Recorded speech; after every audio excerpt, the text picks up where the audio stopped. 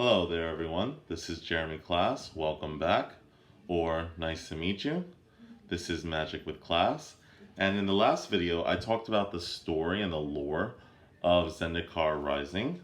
In this video, I'm going to be talking more about the legendary creatures that I did not discuss in the previous video. So if you want to know about the story of Zendikar Rising and some of the main characters that appear in the story, please go see my last video. Give it a like, give it a comment if you like what you're seeing, subscribe. If you don't, that's also okay. Just give me some advice and I'll try to do better. So in the last video, we talked a lot about Akiri. She makes, so I'm not going to talk about story-wise who Akiri is, because I covered that in the last video. All I will say about her is that she makes a decent equipment commander that can draw you cards. Equipment is usually disadvantageous because you cast the equipment, but without a creature to equip it with, the equipment is essentially useless, barring the living weapon cards and a few other examples. However, Akiri is a rare commander in red and white in the sense that she can draw you many cards per turn. Only if you're playing multiplayer commander, however. She's not quite as good in 1v1 commander.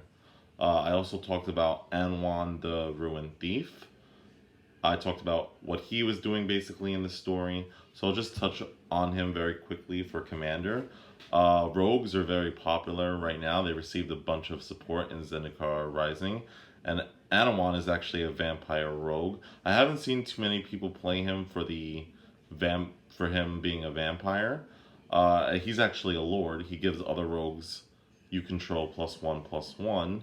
Rogues are very popular right now. They also put a number of quite powerful milling cards in Zendikar Rising, and rogues have an association with milling as well as dealing combat damage unblocked. So if you are looking to use a rogue deck, or if you have a standard rogue deck and you're looking to upgrade it to a commander deck, this is probably the best choice. There's also a few rogues in the Lauren block. Their prices have risen and they're quite good in a deck with Anwan as your commander. So check out some of the rogues in Lauren. The next legendary creature, which I actually did not speak about at all in the lore video, is Ashaya, Soul of the Wild. Now, Ashaya is basically the soul of Zendikar. In Battle for Zendikar, they did discuss Ashaya, and Nisa's card in the Battle for Zendikar block actually produces an Ashaya token.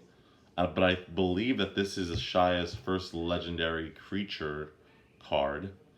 And it's very interesting. Now, I can't actually remember if Ashaya appears in the Zendikar story. Many elementals, most of which were unnamed, do appear in the Zendikar Rising story. Nisa summoned quite a number of elementals, so Ashaya could have been among them. Maybe Ashaya was the strongest elemental that was leading the other elementals in battle. I know one of the elementals did die. I'm sure that wasn't Ashaya, however. As far as commanders go, Ashaya is a very interesting mono green commander. It has no evasion ability and it has no protective abilities. So a commander deck focusing on Ashaya probably wants to run some protective equipment or cards that will protect this card and help it stay on the battlefield. Its power and toughness are equal to the number of lands you control, so I guess it's also decent in any land or landfall builds, especially with the last ability, which is that non-token creatures are forest lands in addition to their other types. So they still remain creatures or whatever they artifact creatures. If they're artifact creatures, they retain those types, but they also gain the land type. That's interesting because since they come into play as lands, any landfall abilities will trigger for each of your creatures as long as Ashaya is on the battlefield. So it actually makes a very good mono green landfall commander. Most people use different commanders, usually red green or red green black, for their landfall decks. However, if you want to go in a different direction, if you want to limit yourself to mono green, this is a very good commander for mono green decks. This card is obviously meant for commander, though. It hasn't seen, I think, any play in standard. I don't think it's good enough to see standard play.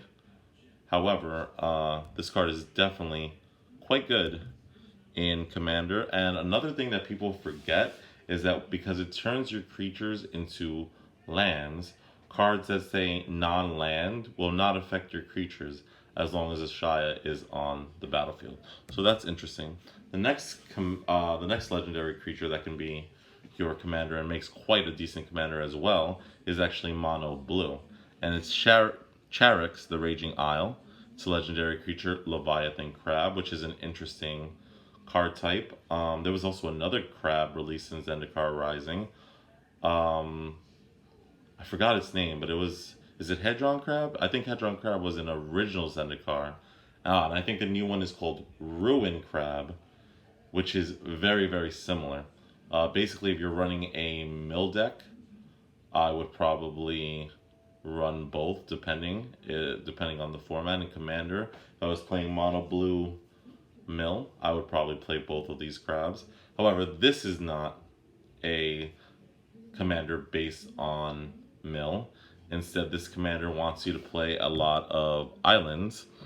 Well, first, spells your opponent casts a target. This creature costs 2 more to cast, so it has a protective ability. It's fairly decent. Your opponent can't use Swords to Plowshare or Path to Exile for just 1 mana. They're going to have to invest more than 1 mana if they're trying to target and get rid of this card. And they probably should, because for the low price of 4 mana, 2 of anything and 2 blue, you have a 0/17. Now, in Black Border, 17 is the highest toughness or power ever printed on a Black Border card. Now, in the unsets, there was Infinity Elemental, which had infinite power, and there was also BFM, which was the card that you had to like combine, and that has like 99 power, 99 toughness. But if you want something that has 17 power or toughness, the only creature that you can go to is this legendary Leviathan Crab right here. And it has 1 more ability. For 3 mana, this gets plus X minus X until end of turn, where X is the number of islands you control. So you're basically playing this in a mono blue deck that's playing almost all islands. I wouldn't play a lot of utility lands in this deck, unlike some other mono colored decks, because the commander is specifically calling out islands. So maybe if you want to run a deck that just uses every card that mentions controlling a certain amount of islands or controlling islands, there are some decent cards like that. So that, this can be the commander in a deck based on that strategy. However, it also makes a very good Voltron commander, because with just a few activations, and you can activate this ability more than once in a turn, as many times as you want if you have the mana. If you activate this ability with many islands on the field, you can have a very, very powerful Voltron commander. Another thing with this card is that if you have abilities that allow you to do damage equal to your toughness instead of your power, this would also be very excellent in that type of strategy. Now, the red-green Godzilla card does something like that, or does the opposite, but also Doran the Siege Tower also did that. Unfortunately, neither one of those cards are in blue, and I'm not sure there are any blue effects that care about toughness really, or that treat toughness instead of power when you declare attacks. But if there are, let me know in the comments, because that would definitely fit into a very powerful commander deck featuring that card. And among mono blue commanders, Charix the Raging Isle is very interesting. If you're not interested in playing counters, if you're not interested in playing Burrell or Jalira the Master Polymorphist, or any other generically blue commander, and you want to attack, I would play Charix the Raging Isle. The next legendary creature I'm seeing is Drana, the Last Blood Chief. She didn't have a huge role in Zendikar Rising. However, in Battle for Zendikar, she actually led the forces of vampires that were on the side of like the allies. So the vampires were split between Drana and another blood chief called Kalitis, who also has, I think, one or two legend. No, he has at least two legendary creatures. He's also a vampire. So Kalitis was actually under the control of the Eldrazi. He worshipped the Eldrazi like as gods. And when the Eldrazi rose, he chose to side with the Eldrazi. And all the vampires that were loyal to him also chose to support the Eldrazi. Drana, who is now the last Blood Chief because Kalitis actually dies. How he dies, I'm not sure if they mention. I don't know how he dies. If you do know how Kalitis dies, let me know. Or maybe he's not dead. Maybe Drana just mistakenly thinks she's the last Blood Chief. But Drana led the good vampires who supported Gideon and Jace and the Gatewatch in helping to defeat the Eldrazi. Her card, I'm not crazy about her card, especially in Commander. She's mono black. I think there are plenty of other better mono black commanders, especially mono black vampire commanders. This actually doesn't really support vampires at all. It's like a reanimation effect. However, maybe you have a cool deck list featuring Drana. If you do, I would love to see it. Next, I think I mentioned this character a little before. He's actually appears in one of the side stories featuring Anawan. It's a Grakmaw, Scryclave Ravager, which is a Hydra horror. It enters the battlefield with 3+1/+1 counters on it. It costs one anything, one green, and one black. When another creature you control dies, any +1/+1 counters on that creature go onto this creature. And when Grakmaw himself dies, you get another Hydra, where X is the number of counters on +1/+1 counters on Grakmaw. So basically, it's a 3/3 for 3. When it dies, you get another 3/3 Hydra for 3. Most Hydras are not in green. No, most Hydras are not in black. A lot of Hydras are green or red. And also, this is one of the rare Hydras that doesn't have X in its cost or in its abilities. So you probably wouldn't even want to run it in a tribal Hydra deck. However, in a Skullbriar commander deck, I could definitely see this card being played in the 99.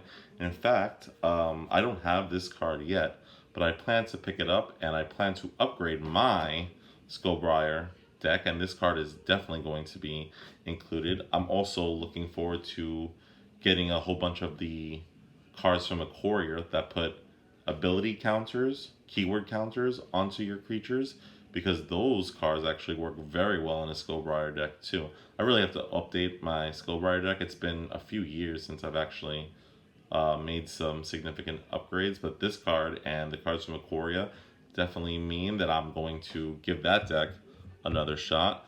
Another legendary creature that I talked about in the last video is Kaza, right? I thought for a second I said Kaiza, but it's Kaza, Royal Chaser.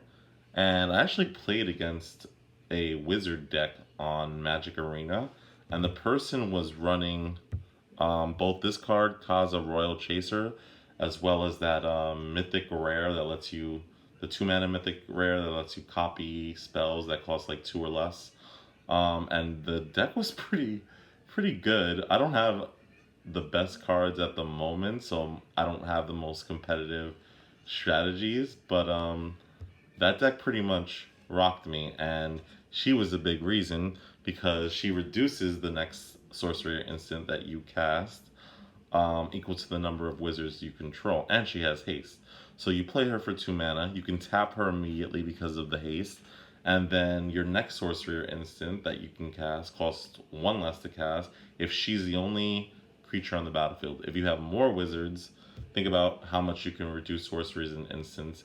I don't think a commander deck would really the best wizard commander is not her. The best wizard commander was in one of the commander decks that was released. It's a 3-color one that had the an ability that you can use in the command zone. So this would fit in the 99 of that deck as well. The next legendary creature that I haven't talked about at all is Linvala, Shield of Seagate. Linvala is interesting. She is an angel. She also appeared in some of the earlier Zendikar sets. However, I don't think she's the most popular angel in Zendikar Rising. I think the most famous legendary angel in Zendikar Rising would be Iona, Iona Shield of Emeria, which is actually so powerful it got banned in Commander. Quite the honor. I personally don't think it deserved to get banned. However, I can't argue that its power level is very, very high. And in decks that seek to get Iona, Shield of Emeria onto the battlefield very quickly, it can lock out entire groups of players, especially if they're playing monocolor decks or just 2-color decks. It can lock out a lot of their cards. So I understand the ban. So yeah, they printed Iona in the original Zendikar block, and in I think Battle for Zendikar, she got like an enchantment that references her, but no legendary creature. And once again in Zendikar Rising, I feel like she got snubbed. I think if any angel deserved a second version, it would definitely be her, especially since she's banned in Commander. So I would like to see a slightly tweaked version of Iona that still stays true to her character, what she did in her original card. Linvala also is a angel that a lot of people know and remember. She's actually white and blue this time around because she's this shield of Seagate. She protects Seagate, which is associated with blue mana. So basically in this story, and she's not in the story, but there was a blurb about her. So basically in that blurb, it said that amongst all the angels, many of them will not associate with humans. However, Linvala is the most willing out of all the angels to work directly with humans and to involve herself directly with, I guess, the mortals of Zendikar. She actually supports she supports the party mechanic, and she's an angel wizard, which is very unusual because most angels don't have a class. And I don't think I would associate Linvala with being a wizard. If anything, I would think she would be a cleric, an angel cleric, especially because she's holding a staff in her hand. But I guess staffs can be associated with both wizards and clerics. But when I think of white, I think of clerics and not really wizards. But she's a 3/3 flying for 3, so off to a good start. And at the beginning of combat, if you have a full party, so all 4 creature types that make up party, you can target a non-land permanent your opponent controls, and it can't attack or block, and its activated abilities can't be activated. So that's kind of like Detain. That ability reminds me of Detain, which is an Azorius mechanic from Ravnica. Why you need to have a full party to use that ability, I don't know. I feel like if you needed a full party, it should have just exiled the non-land permanent until maybe she left the battlefield. I think that part of the effect is pretty weak. If they wanted to use this like Detain ability, maybe if you control another member of the party, but I guess they didn't go that route in Zendikar Rising. It's either you control a full party and you get this effect, or you have to count the number of members in the party and then you get an effect based on that number. Her second ability is a lot better. For no mana, you can just sacrifice her and choose hexproof or indestructible, and creatures you control gain that ability until end of turn. That's really pretty powerful. She protects your team very well against board wipes, target removal, pretty much anything. And she gives you the choice whether to protect your team from destruction abilities or from being targeted. So she doesn't do anything if from she doesn't do anything if your opponent has a mass exile effect, but you know, no card is perfect. I don't think I would play her in Commander because if you need to have a full party and she's your commander, um, it's kind of difficult in just blue and white to have enough creature types of all four creature types needed to fill up your party. Um, However, maybe in a deck in an Azorius deck where you really need to protect your creatures, she'd be good in like the 99 of a commander deck. So I'm running out of time. Thank you very much for staying tuned. This is Magic with Class. Always reminding you guys to gather with class. And I'm not done with this series of videos focusing on Zendikar lore. So stay tuned for the next one. Thanks, guys.